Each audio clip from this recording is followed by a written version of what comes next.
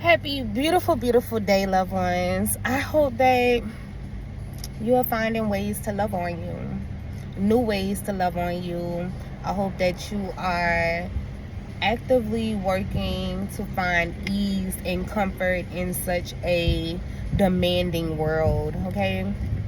And so, I had someone hit me up. They're like, hey, the inner child video is good. I enjoyed it, but you can give us more. So I'm like, okay, let's do that. So first, I want to say, typically when you are battling with your inner child, it is due to a couple of different elements, right? You have the element of rejection, the element of abandonment, the element of feeling betrayed, right? And for some of us, it can be simple. It was just a lot of injustices, right? Perhaps you were brutally abused or sexually assaulted, right? So these are the reasons why we're going back to heal our inner child. Usually those elements: rejection, abandonment. Mine's personally was abandonment with my father, and then the experience that I had with my mother. And because of that experience, I stopped living with my mother by the 8th grade, right? So high school years, me and my mom did not talk to each other for probably about 3 years. We had no contact. 4 years, right? So we all have different elements of why we need to heal that inner child. Some of us are fine. Our inner child is good. We're good, right? But a lot of us, and when I say a lot of us, when you look statistically and you look at the what Black people experience statistically, it would tell you that a lot of us need to heal our inner child, okay? And so when I say statistically, I am talking about education. I am talking about imprisonment rates. I am talking about sexual assault and rape statistics. I am also talking about STD statistics and the lack of mental health awareness and therapists in our community will all lead you to believe that the majority of us need to heal our inner child. Again, the healing of the inner child usually is happening because of elements such as rejection, abandonment, betrayal, injustices, and feeling like you had no comfort zone. You had nowhere to go to feel a relief from all that you were experiencing and enduring. So when you look at those elements, these are the reasons why we're grabbing our inner child and loving on our inner child. What are ways that we can do this? First one is acknowledgement.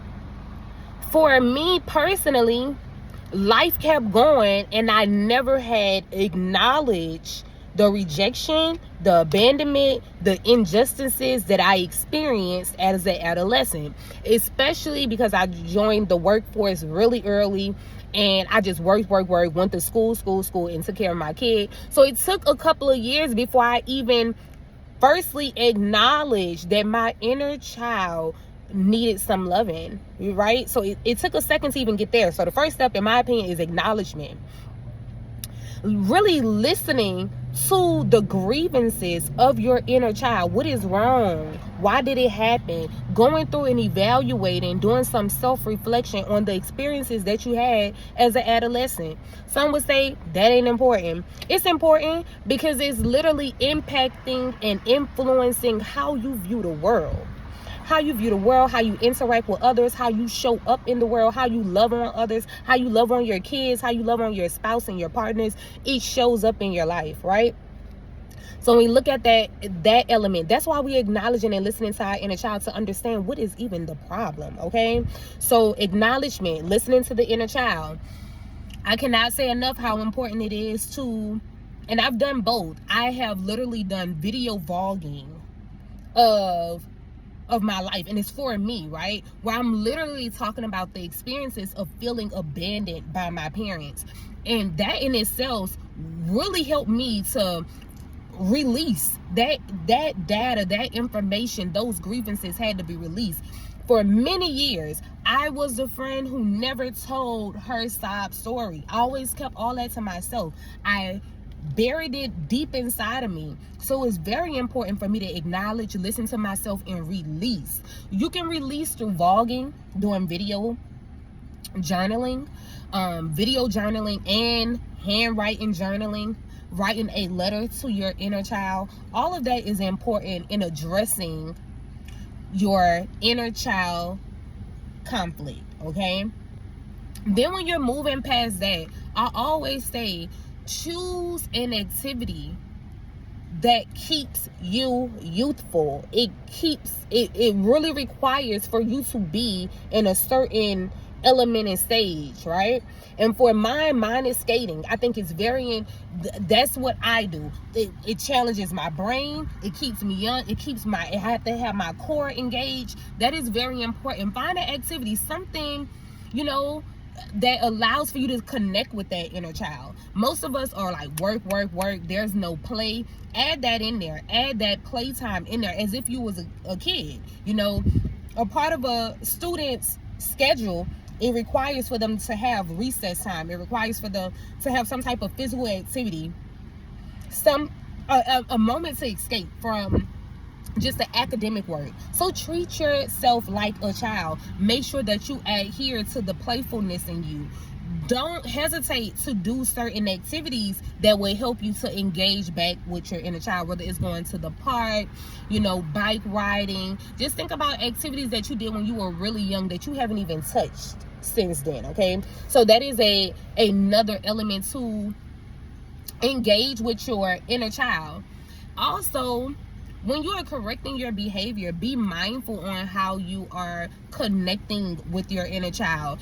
So many times we are so stern and hard on ourselves when the real thing that we need is love and nurture.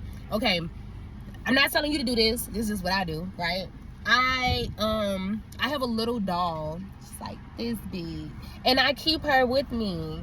And when I say she gives me so much comfort, she makes me feel good. She reminds me of my inner child. She reminds me of the core of myself, right? And she reminds me that I'm still that little girl. I'm still that little girl. I'm still growing and moving and molding myself. So this is a few aspects of how to reconnect with that inner child. You're acknowledging, you're listening to yourself, you're writing that inner child love letters, right? You're understanding what is that inner child grievances, and you're acknowledging her grievances. And with that acknowledgement, you're finding ways to address it. You're letting her or him know it is not your fault, baby. I'm sorry that you experienced that. I'm sorry that you had that rejection. I'm sorry your mom wasn't there. I'm sorry your father wasn't there. I'm sorry you feel betrayed. I'm sorry that you feel like nobody was on your side, right? You want to be forgiving. You want to know, you want your inner child to know that you are sorry that they had those experiences, but that don't define you. Enjoy your beautiful days, loved ones.